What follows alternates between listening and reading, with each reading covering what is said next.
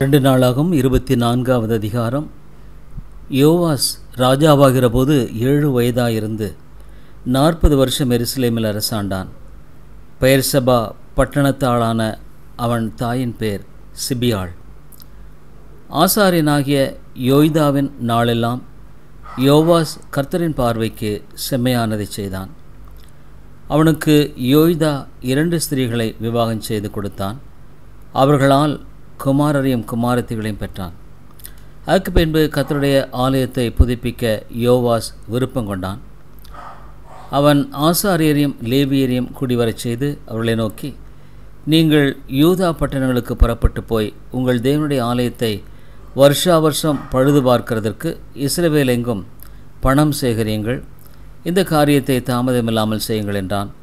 ஆனாலும் லேவியர் தாமதம் பண்ணினார்கள். அப்பொழுது ராஜா யோய்தா என்னும் தலைவனை அழைப்பித்து சாட்சியன் வாசஸ்தலத்துக்கு கொடுக்க கர்த்தரின் தாசனாகிய மோசே கட்டளையிட்ட வரியை யூதாவினிடத்திலும் எருசலேமியரிடத்திலும் இஸ்ரவேல் சபையாரிடத்திலும் வாங்கி வருவதற்கு லேவியரை நீர் விசாரியாமற் போனதென்ன? அந்த பொல்லாத ஸ்திரீயாகிய அத்தாளியாளருடைய மக்கள் தேவனுடைய ஆலயத்தை பலவந்தமாய் திறந்து கர்த்தருடைய ஆலயத்தில் பிரதிஷ்டை பண்ணப்பட்டவர்களெல்லாம் பாகால்களுக்காக செலவு பண்ணி போட்டார்களே என்றார். அப்பொழுது ராஜாவின் சொற்படி ஒரு பெட்டி உண்டாக்கி அதை கர்த்தருடைய ஆலயத்து வாசலுக்கு புறம்பே வைத்து கர்த்தரின் தாசனாகிய மோசே வனாந்தரத்தில் இஸ்ரவேலுக்கு கட்டளையிட்ட வரியை கர்த்தருக்கு கொண்டு வாருங்கள் என்று யூதாவிலும் எருசலேமிலும் பறைசாற்றுவித்தார்கள். அப்பொழுது எல்லா பிரபுக்களும் எல்லா ஜனங்களும் சந்தோஷமாய் கொண்டு வந்து பெட்டி நிறைய அதிலே போட்டார்கள். வெகு பணம் உண்டென்று கண்டு லேவியர் கையால் அந்த பெட்டி ராஜாவின் விசாரிப்புக்கார அண்டையிலே கொண்டு வரப்படும் போது ராஜாவின் சம்பிரதியும் பிரதான ஆசாரியனுடைய விசாரிப்புக்காரனும் வந்து பெட்டியில் இருக்கிறதை கொட்டி எடுத்து அதை திரும்ப அதன் ஸ்தானத்திலே வைப்பார்கள். இப்படி நாளுக்கு நாள் செய்து மிகுந்த பணத்தை சேர்த்தார்கள். அதை ராஜாவும் யோய்தாவும் கர்த்தருடைய ஆலயத்தின் வேலையை விசாரிக்கும் ஊழியக்கார் கையில் கொடுத்தார்கள். அதனால் அவர்கள் கர்த்தருடைய ஆலயத்தை புதுப்பிக்கும்படி கல் தச்சரையும் கர்த்தருடைய ஆலயத்தை பழுது பார்க்கும்படி கொற்றரையும் கண்ணாரையும் கூலிக்கு அமர்த்தி கொண்டார்கள். அப்படி வேலையை விசாரிக்கிறவர்கள் தங்கள் கையினாலே வேலையை நடந்தேற பண்ணி தேவனுடைய ஆலயத்தை அதன் முந்தின சீருக்கு கொண்டு வந்து அதை பலப்படுத்தினார்கள். அதை முடித்து தீர்ந்த பின்பு மீந்த பணத்தை ராஜாவுக்கும் யோய்தாவுக்கும் முன்பாக கொண்டு வந்தார்கள். அதனாலே கர்த்தருடைய ஆலயத்தில் செய்யப்படும் பணிமுட்டுகளையும் ஆராதனை பலி முதலியவர்களுக்கு வேண்டிய பணிமுட்டுகளையும் கலசங்களையும் பொற்பாத்திரங்களையும் வெள்ளி பாத்திரங்களையும் பண்ணிவித்தான். யோய்தாவின் நாளெல்லாம் நித்தம் கர்த்தருடைய ஆலயத்திலே சர்வாங்க தகன பலிகளை செலுத்தி வந்தார்கள். யோய்தா தீர்க்காயுசுள்ளவனாய் முதிர் வயதில் மரித்தான். அவன் மரணமடைகிற போது 130 வயதா இருந்தான். அவன் தேவனுக்காகவும் அவருடைய ஆலயத்திற்காகவும் இஸ்ரவேலுக்கு நன்மை செய்தபடியினால் அவனை தாவீதின் நகரத்தில் ராஜா கலண்டையில் அடக்கம் பண்ணினார்கள். யோய்தா மரணமடைந்த பின்பு யூதாவின் பிரபுக்கள் வந்து ராஜாவை பணிந்து கொண்டார்கள். அப்பொழுது ராஜா அவளுக்கு செவி கொடுத்தான். அப்படியே அவர்கள் தங்கள் பிதாக்களின் தேவனாகிய கர்த்தரின் ஆலயத்தை விட்டுவிட்டு தோப்பு விக்கிரங்களையும் சிலைகளையும் சேவித்தார்கள். அப்பொழுது அவள் செய்த இந்த குற்றத்து நிமித்தம் யூதா மேலும் எருசலேமின் மேலும் கடும் கோபம் உண்டது. அவர்களை தமிழத்திற்கு திரும்ப பண்ண கர்த்தர் அவளிடத்திலே தீர்க்கதரிசிகளை அனுப்பினார். அவர்கள் ஜனங்களை திடசாட்சியாக கடிந்து கொண்டார்கள். ஆனாலும் அவர்கள் செவி கொடுக்கவில்லை. அப்பொழுது தேவனுடைய ஆவி ஆசாரியனாகிய யோய்தாவின் குமாரனான சகரியாவின் மேல் இறங்கினதினால் அவன் ஜனத்திற்கு எதிரே நின்று, நீங்கள் கர்த்தருடைய கற்பனைகளை மீறுகிறது என்ன? இதனால் நீங்கள் சித்தி பெற மாட்டீர்கள் என்று தேவன் சொல்கிறார். நீங்கள் கர்த்தரை விட்டுவிட்டதினால் அவர் உங்களை கைவிடுவார் என்றான்.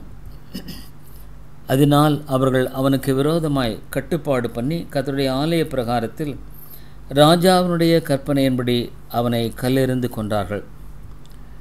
அப்படியே அவனுடைய தகப்பனாகிய யோய்தா தனக்கு செய்த தயை ராஜாவாகிய யோவாஸ் நினையாமல் அவனுடைய குமாரனை கொன்று போட்டான். இவன் சாகும்போது கர்த்தர் அதை பார்ப்பார், அதை கேட்பார் என்றான். மறு வருஷத்திலே சீரியாவின் சேனைகள் அவனுக்கு விரோதமாக யூதாவிலும் எருசலேமிலும் வந்து ஜனத்தில் இருக்கிற பிரபுக்களை எல்லாம் அழித்து கொள்ளையிட்ட அவர்கள் உடைமைகளெல்லாம் தமஸ்குவின் ராஜாவுக்கு அனுப்பினார்கள். சீரியாவின் சேனை சிறுகூட்டமாய் வந்திருந்தாலும் அவர்கள் தங்கள் பிதாக்களின் தேவனாகிய கர்த்தரை விட்டுவிட்டபடியினால் கர்த்தர் மகா பெரிய சேனையை அவர்கள் கையில் ஒப்புக் கொடுத்தார். அவர்கள் யோவாசுக்கு தண்டனை செய்தார்கள். அவர்கள் அவனை மகா வேதனைக்குள்ளானவனாக விட்டு போனார்கள். அவள் புறப்பட்டு போன பின்பு அவனுடைய ஊழியக்காரர் ஆசாரியனாகிய யோய்தாவுடைய குமாரின் இரத்தப்பழி நிமித்தம் அவனுக்கு விரோதமாய் கட்டுப்பாடு பண்ணி அவன் படுக்கையிலே அவனை கொன்று போட்டார்கள். செத்துப்போன அவனை தாவீது நகரத்தில் அடக்கம் பண்ணினார்கள். ஆனாலும் ராஜாக்களின் கல்லறைகளில் அவனை வைக்கவில்லை. அவனுக்கு விரோதமாக கட்டுப்பாடு பண்ணினவர்கள் அம்மோனிய ஸ்திரியான சீமாத்தின் குமாரனாகிய சாப்பாத்தும் மோவாப் ஸ்திரியான சிம்ரீத்தின் குமாரனாகிய யோசபாத்துமே. அவன் குமாரை பற்றியும் அவன் மேல் சுமந்த பெரிய பாரத்தை பற்றியும் தேவனுடைய ஆலயத்தை அவன் பலப்படுத்தினதை பற்றியும் ராஜாக்களின் புஸ்தகமான சரித்திரத்தில் எழுதியிருக்கிறது. அவன் குமாரனாகிய அமத்சியா அவன் ராஜா ஸ்தானத்தில் ராஜாவானான். 2 நாளாகவும் 25வது அதிகாரம்.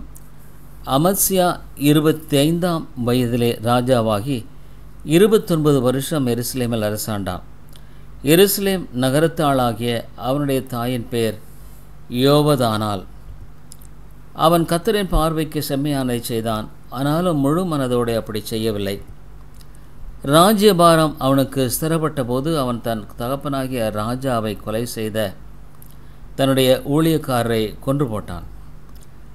ஆனாலும் பிள்ளைகளின் நிமித்தம் பிள்ளைகளும் கொலை செய்யப்படாமல் அவனவன் செய்த பாவத்தின் நிமித்தம் அவனவன் கொலை செய்யப்பட வேண்டும் என்று மோசேயின் நியாயப்பிரமாண புஸ்தகத்தில் எழுதியிருக்கிறபடி கர்த்தர் கட்டளையிட்ட பிரகாரம் அவர்களுடைய பிள்ளைகளை அவன் கொல்லாதிருந்தான். அமத்சியா யூதா மனுஷரை கூடிவரச் செய்து அவர்கள் பிதாக்களுடைய வம்சங்களின்படியே யூதா பென்யமீன் தேசங்கள் எங்கும் 1000 பேருக்கு அதிபதிகளையும் 100 பேருக்கு அதிபதிகளையும் வைத்து 20 வயது முதற்கொண்டு அதற்கு மேற்பட்டவர்களை லக்கம் பார்த்து யுத்தத்திற்கு புறப்படவும் ஈட்டியையும் கேடகத்தையும் பிடிக்கத்தக்க யுத்த வீரர் 3 லட்சம் பேர் என்று கண்டான். இஸ்ரவேலிலும் 1,00,000 பராக்கிரமசாலிகளை 100 தாலந்து வெள்ளி கொடுத்து கூலிக்கு அமர்த்தினான். தேவனுடைய மனுஷன் ஒருவன் அவனிடத்தில் வந்து, ராஜாவே, இஸ்ரவேலின் சேனை உம்முடனே வரலாகாது. கர்த்தர் எப்பிராயிமின் சகல புத்திரராகிய இஸ்ரவேலோடும் இருக்கவில்லை. போக மனதனால் நிற்போம், காரியத்தை நடத்தும், யுத்தத்திற்கு திடன் கொண்டு நிலும். தேவன் உம்மை சத்துருவுக்கு முன்பாக விழப்பண்ணுவார். ஒத்தாசை செய்யும் விழப்பண்ணும் தேவனாலே கூடும் என்றான். அப்பொழுது அமத்சியா, அப்படியானால் நான் இஸ்ரவேலின் சேனைக்கு கொடுத்த 100 தாலந்திற்காக செய்ய வேண்டியது என்ன என்று தேவனுடைய மனுஷனை கேட்டான். அதற்கு தேவனுடைய மனுஷன், அதை பார்க்கலும் அதிகமாய் கர்த்தர் உமக்கு கொடுக்கக்கூடும் என்றான்.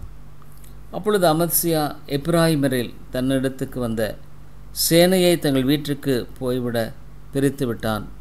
அதனால் அவர்களுக்கு யூதாவின் மேல் மிகுந்த கோபம் உண்டு. உக்கிரமான எரிச்சலோடு தங்களிடத்திற்கு திரும்பி போனார்கள். அமத்சியாவோ திடன் கொண்டு தன் ஜனத்தை கூட்டி உப்பு பள்ளத்தாக்குக்கு போய் சேயீர் புத்திரரில் 10,000 பேரை வெட்டினான்.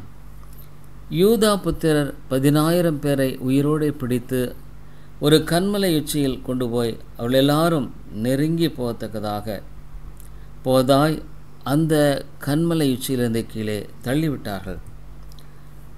தன்னோடு கூட யுத்தத்திற்கு வராதபடிக்கு அமத்சியா திருப்பிவிட்ட யுத்த மனுஷர் சமாரியா துவக்கி பெத்தாரோன் மட்டுமுள்ள யூதா பட்டணங்களின் மேல் விழுந்து அவைகளில் 3000 பேரை வெட்டி திரளாய் கொள்ளையிட்டார்கள்.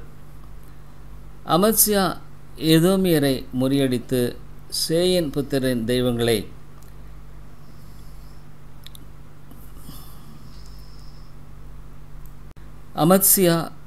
ஏதோமியரை முறியடித்து சேயீர் புத்திரரின் தெய்வங்களை கொண்டு வந்த பின்பு அவன் அவைகளை தனக்கு தெய்வங்களாக வைத்து அவைகளுக்கு முன்பாக பணிந்து அவைகளுக்கு தூபம் காட்டினான்.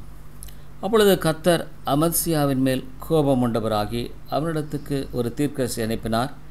இவன் அவனை நோக்கி, தங்கள் ஜனத்தை உமது கைக்கு தப்புவிக்காதே போன ஜனத்தின் தெய்வங்களை நீர் நாடுவானேன் என்றான். தன்னோடே அவன் இப்படி பேசினபோது ராஜா அவனை நோக்கி, உன்னை ராஜாவுக்கு ஆலோசனைக்காரனாக வைத்தார்களோ, அதை விட்டுவிடு, நீ ஏன் வெட்கப்பட வேண்டும் என்றான். அப்பொழுது அந்த தீர்க்கதரிசி அதை விட்டுவிட்டு, நீர் இப்படி செய்து என் ஆலோசனை கேளாமற் போனபடியினால் தேவன் உம்மை அழிக்க யோசனையாயிருக்கிறார் என்பதை அறிவேன் என்றான். பின்பு யூதாவின் ராஜாவாகிய அமத்சியா யோசனை பண்ணி யெகூவின் குமாரனாகிய யோவாகாசின் புத்திரன் யோவாஸ் எனும் இஸ்ரவேலின் ராஜாவுக்கு நம்முடைய சாமர்த்தியத்தை பார்ப்போம் வா என்று சொல்லி அனுப்பினான்.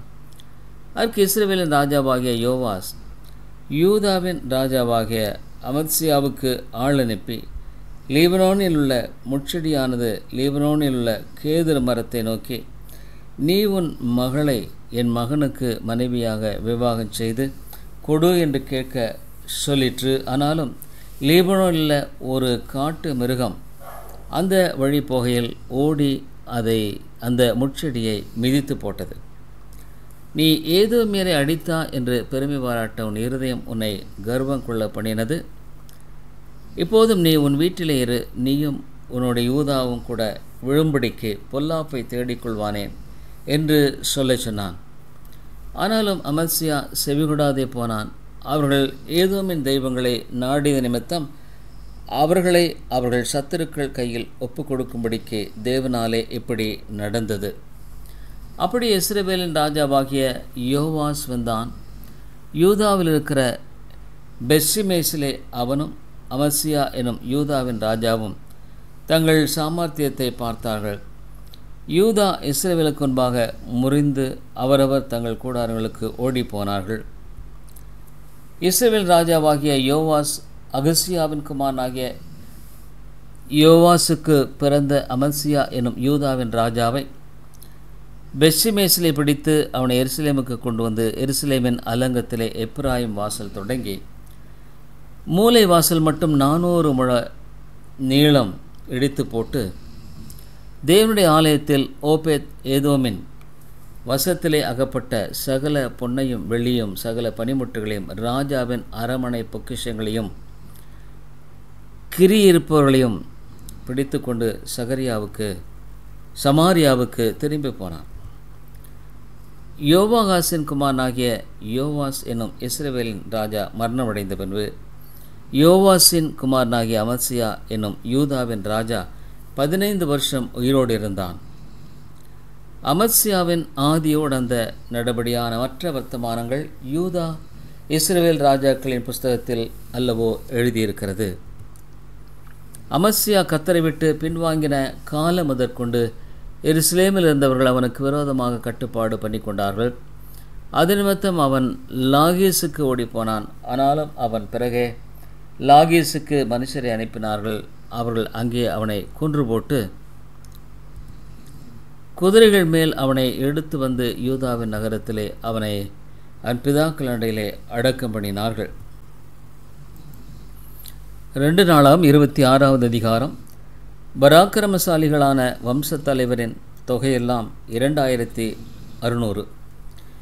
இவர்கள் கையின் கீழ் சத்துருக்களுக்கு விரோதமாக ராஜாவுக்கு துணை நிற்க பராக்கிரமத்தோடு யுத்தம் பண்ணுகிற 3,07,500 பேரான சேனை இருந்தது.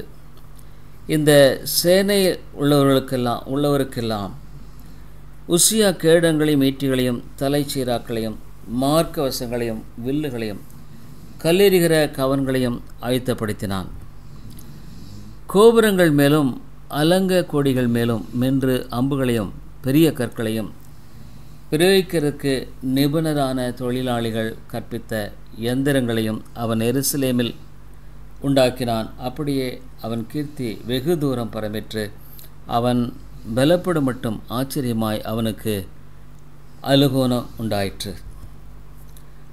அவன் பலப்பட்ட போது தனக்கு கேடுண்டாக மட்டும் அவனுடைய மனம் மேட்டுமையாகி தன் தேவனாகிய கர்த்தருக்கு விரோதமாக மீறுதல் செய்து தூப பீடத்தின் மேல் தூபங்காட்ட கர்த்தருடைய ஆலயத்திற்குள் பிரவேசித்தான்.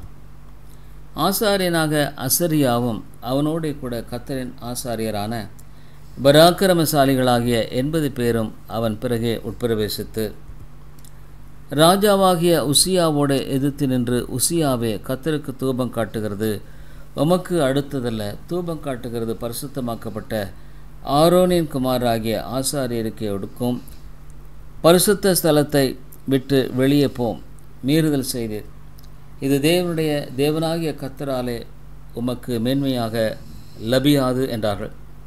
அப்பொழுது உசியா கோபம் கொண்டான். அவன் தூப கலசத்தை தன் கையிலே பிடித்து ஆசாரியருடைய கோபமாய் பேசுகிற போது ஆசாரியருக்கு முன்பாக கர்த்தருடைய ஆலயத்திலே தூப பீடத்தின் முன் நிற்கிற அவனுடைய நெற்றியிலே குஷ்டரோகம் தோன்றிற்று. பிரதான ஆசாரியனாகிய அசரியாவும் சகல ஆசாரியரும் அவனை பார்க்கும்போது, இதோ அவன் தன் நெற்றியிலே குஷ்டரோகம் பிடித்தவன் என்று கண்டு அவனை தீவிரமாய் அங்கே இருந்து வெளிப்பட பண்ணினார்கள். கர்த்தர் தன்னை அடித்ததினால் அவன் தானும் வெளியே போக தீவிரப்பட்டான். ராஜாவாகிய உசியா தன் மரண நாள் மட்டும் குஷ்டரோகியாயிருந்து கர்த்தருடைய ஆலயத்துக்கு புறம்பாக்கப்பட்டபடியினால் ஒரு தனித்த வீட்டிலே குஷ்டரோகியாகி வாசம் பண்ணினான்.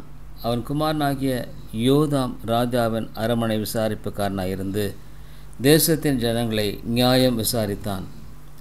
உசியாவின் ஆதியோடந்த நடபடியான மற்ற வர்த்தமானங்களை ஆமோஸின் குமாரனாகிய ஏசாயா என்னும் தீர்க்கதரிசி எழுதினான். உசியா தன் பிதாக்களோடு நெத்திரை அடைந்த பின்பு ஜனங்கள் அவனை குஷ்டரோகி என்று சொல்லி அவன் பிதாக்கள் அண்டையில் ராஜாக்களை அடக்கம் பண்ணுகிற இடத்திற்கு அருகான நிலத்திலே அடக்கம் பண்ணினார்கள். அவன் குமாரனாகிய யோதாம் அவன் ஸ்தானத்தில் ராஜாவானான். 2 நாளாகவும் 27வது அதிகாரம். யோதாம் ராஜாவாகிற போது 25 வயதாயிருந்து 16 வருஷம் எருசலேமில் அரசாண்டான். சாதோக்கின் குமாரத்தை ஆகிய அவன் தாயின் பேர் எருசாள். அவன் தன் தகப்பனாகிய உசியா செய்தபடியெல்லாம் கர்த்தரின் பார்வைக்கு செம்மையானதை செய்தான். ஆனாலும் அவனைப் போல கர்த்தரின் ஆலயத்திற்குள் பிரவேசியாதிருந்தான். ஜனங்கள் இன்னும் தங்களை கெடுத்து கொண்டிருந்தார்கள். அவன் கர்த்தருடைய ஆலயத்தின் உயர்ந்த வாசலை கட்டினதுமல்லாமல் ஓபேலின் மதிலின் மேல் அநேக கட்டடங்களையும் கட்டினான். யூதாவின் மலைகளிலே பட்டணங்களையும் காடுகளிலே கோட்டைகளையும் கோபுரங்களையும் கட்டினான். அவன் அம்மோன் புத்தருடைய ராஜாவோடு யுத்தம் பண்ணி அவர்களை மேற்கொண்டான். ஆதலால் அம்மோன் புத்திரர் அவனுக்கு அந்த வருஷத்திலே 100 தாலந்து வெள்ளியும் 10,000 கள கோதுமையும் 10,000 களம் வார்கோதுமையும் கொடுத்தார்கள். 2ஆம் 3ஆம் வருஷத்திலும் அம்மோன் புத்திரர் அப்படியே அவனுக்கு செலுத்தினார்கள். யோதாம் தன் வழிகளை தன் தேவனாகிய கர்த்தருக்கு முன்பாக நேராக்கினதினால் பலப்பட்டான். யோதாமின் மற்ற வர்த்தமானங்களும் அவனுடைய சகல யுத்தங்களும் அவனுடைய நடைகளும் இஸ்ரவேல் யூதா ராஜாக்களின் புஸ்தகத்தில் எழுதியிருக்கிறது. அவன் ராஜாவாகிற போது 25 வயதாயிருந்து 16 வருஷம் எருசலேமிலே அரசாண்டான். யோதாம் தன் பிதாக்களோடு நெத்திரை அடைந்த பின் அவனை தாவீதின் நகரத்திலே அடக்கம் பண்ணினார்கள். அவன் குமாரனாகிய ஆகாஸ் அவன் ஸ்தானத்தில் ராஜாவானான்.